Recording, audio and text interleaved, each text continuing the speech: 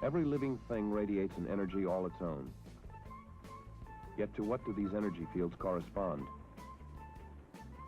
Kirlian photographs of plant leaves and flower petals have raised some curious and as yet unanswered questions. Were we just not designed to eat meat? We are not designed to eat meat. What would be the real optimum threat to the well-being of a plant? In fact, the imagery of fire entered my mind, and I not only thought, but I fully intended to burn the very leaf that was being tested with a match. Relying on her affinity for plants, Mrs. Hashimoto looks forward to actual conversation with her cactus. Plants communicate with each other. Of the power of the blood of Christ.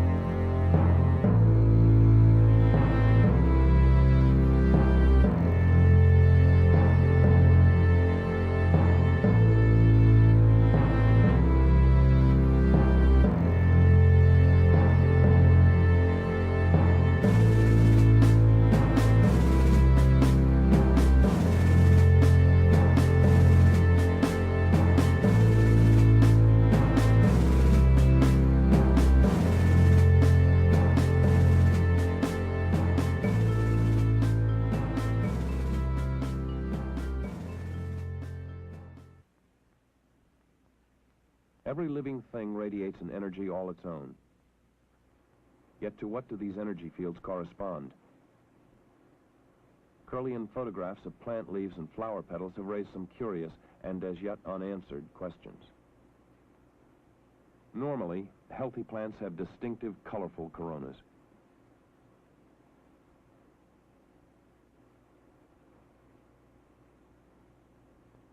On a few occasions, when part of a leaf has been cut off, a strange ghost afterimage appears.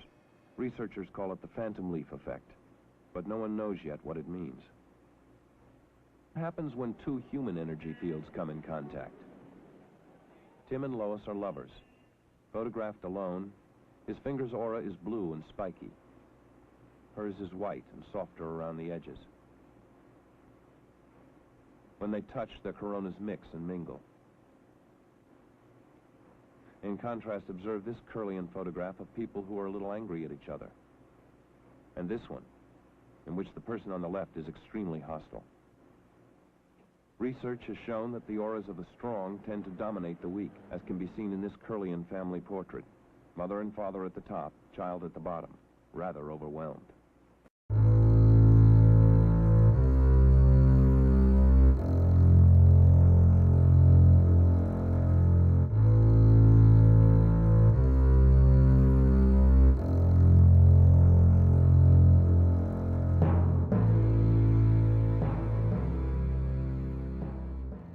And I'm going to show you some pictures. So for example, this is Kirlian photography.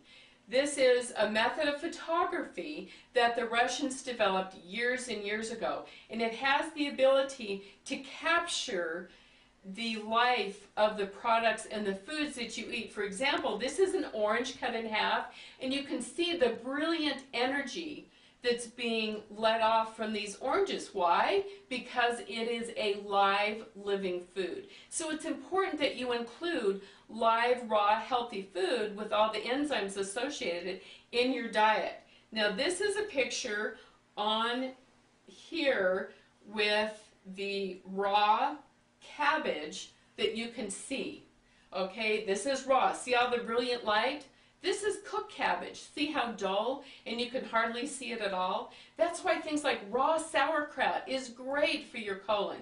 It's so important for the production of healthy bacteria that so many of us are at a loss out because of all of the harmful bacteria and or antibiotics that we've consumed.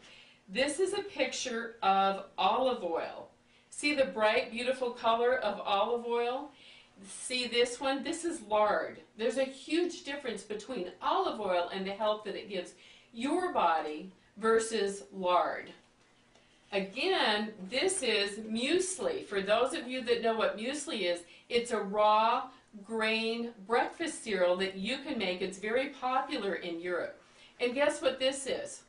It's cornflakes. You can't even see. You can't even see the cornflakes. It's such a dead inorganic material. Plus you're looking at cornflakes made by Kellogg's that's all genetically modified. So again, if you want to jumpstart your health for the new year and get a lease on life, please use the raw organic foods that have live enzymes and live foods. Now this is really interesting. This is a photograph of handprint of a man that eats nothing but, you can't even see his outline of his hands, can you? This is a man that eats nothing but junk food, like at the fast food restaurants. This is a man that eats healthy raw foods. Look at the difference between the two. It's huge. It's absolutely huge. So my quest for you and your homework is include more raw, healthy foods in your diet. You're going to feel the difference. You're going to get nutrient prime because these raw foods have live enzymes that help you to digest your food.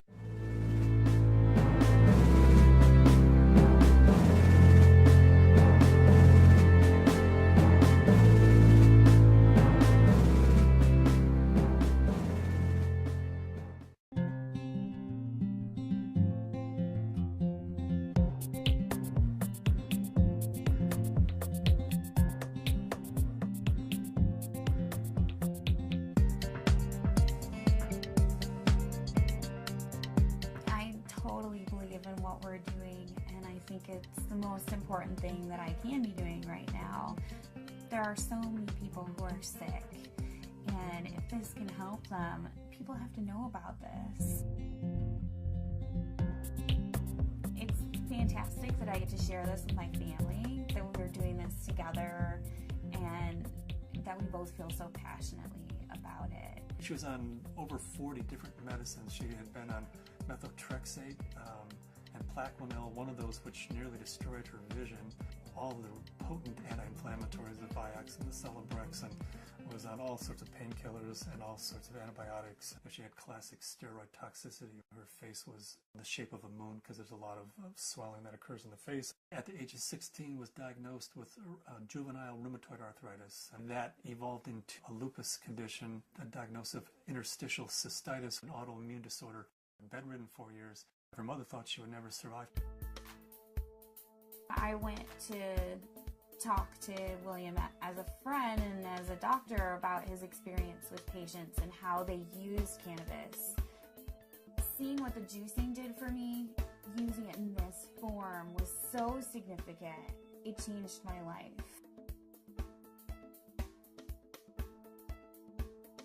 About 4 to 6 weeks after I started on juicing every day, I had no more back pain. I didn't need pain pills. I felt the best I ever had. Here we have something that can really change people's lives. I mean, I was laying in bed, catheterized, thinking that physicians were just trying to make me comfortable. They really didn't think that there was anything more that they could do, and that I may not live to be 30, which I am now, that was the best I could hope for.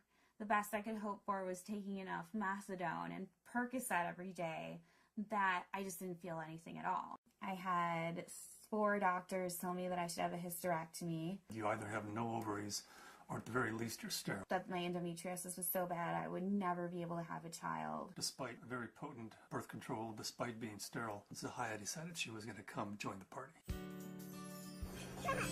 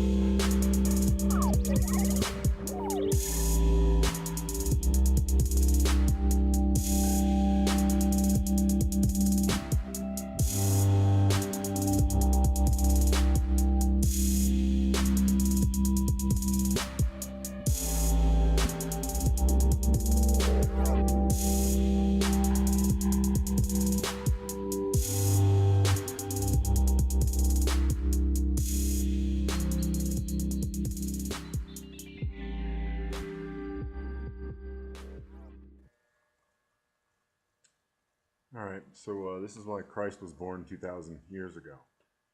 We're looking at a 24 to 25,000 year, what's called a Milankovitch cycle. So the Earth goes through 4 different seasons in a 24 or 25,000 year period. It goes through a summer, fall, a winter, and a springtime, and each one of them lasts thousands of years. So right now, here's Earth's orbit today. We're just coming into a long spring summer period. See, and about right here is when Christ was born 2,000 years ago. So, and that is when you would start to see marijuana growing without any seeds. That's when you would be able to get buds without seeds, and it's going to last for like another 1,000 years here. So that's the period of Christ, is right in here, and it's marijuana growing free of seeds. And you can also see that we're going into a long summer-fall period, which that's going to be the global warming. See, we just came out of the spring period, like we had the Ice Age, from this period right here, and then a nice spring and a thawing, and you had the flood and everything about this period of time. Then Christ was born 2,000 years ago, which is marijuana, which is the most abundant natural resource that this planet could produce. And then so its period lasts for 3,000 years, and then there's the global warming period where everything's burning. You got 1/3 of the Earth burning, and then it's just a cycle that repeats itself over and over and over again.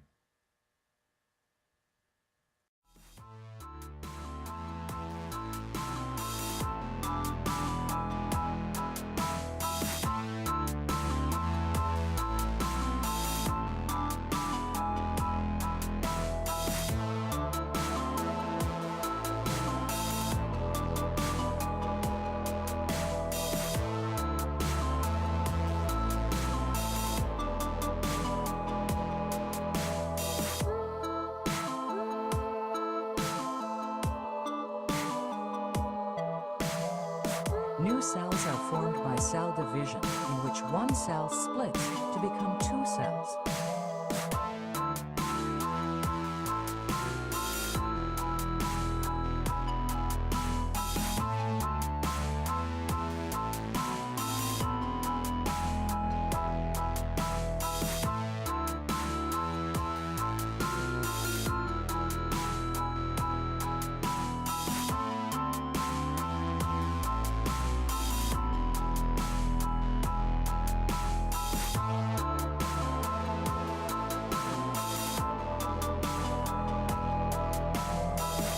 New cells are formed by cell division, in which one cell splits to become 2 cells.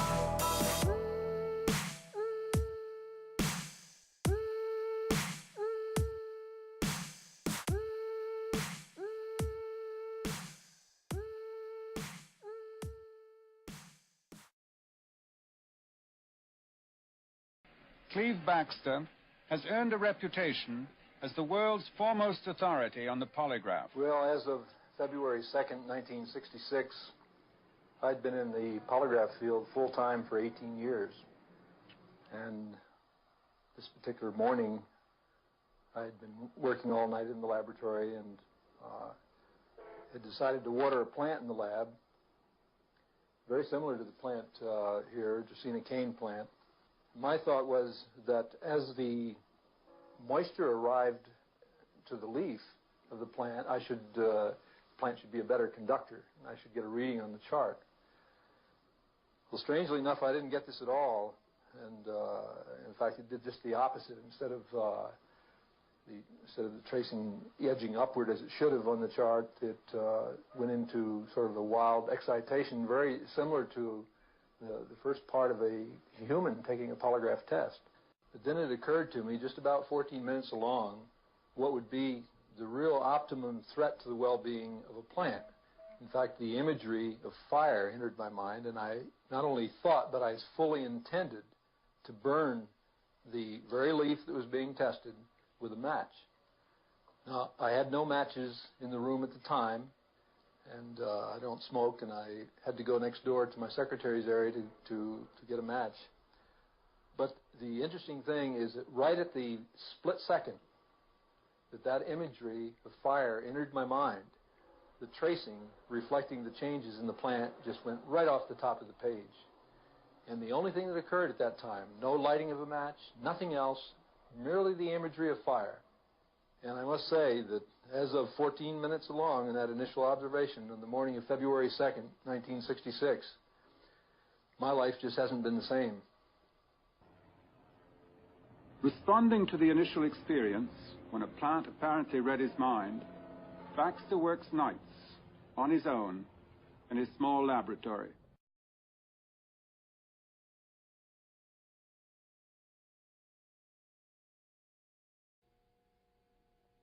Research conducted in the Soviet Union leads scientists to believe that plants may think. Attached to delicate electronic instruments, a cabbage plant registers annoyance to the exhaling of tobacco smoke on its leaf surfaces. A scene familiar in any kitchen takes on special importance in this experiment. Володя, переключи задание по всем параметрам. Тамара, бери препарат. Все готовы? Начинай. In some mysterious way, the plant which is attached to the instrument is able to feel the mutilation of its comrade.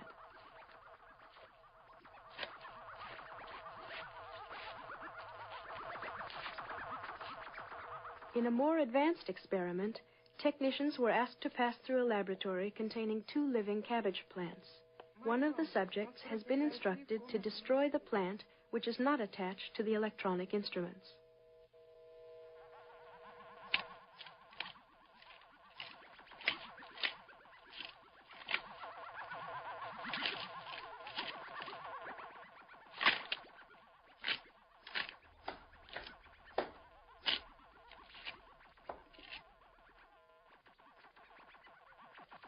Hours later, the technicians are asked to return to the scene of the crime.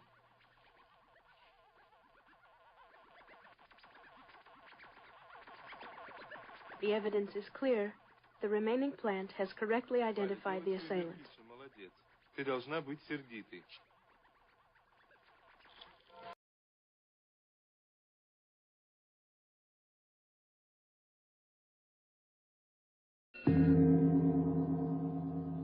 During recent years, gardening enthusiasts throughout Japan have been privileged to witness the remarkable demonstrations of Dr. and Mrs. Kenneth Hashimoto. Dr. Hashimoto, Managing Director and Chief of Research for the Fuji Electronic Industries, has constructed special instruments which translate the electrical output of plants into modulated sounds, giving voice to a cactus.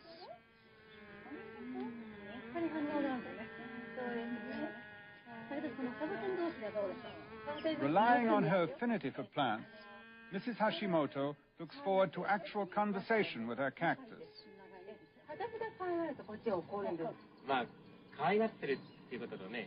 Convinced that it possesses an intelligence, she is determined to teach it the Japanese alphabet.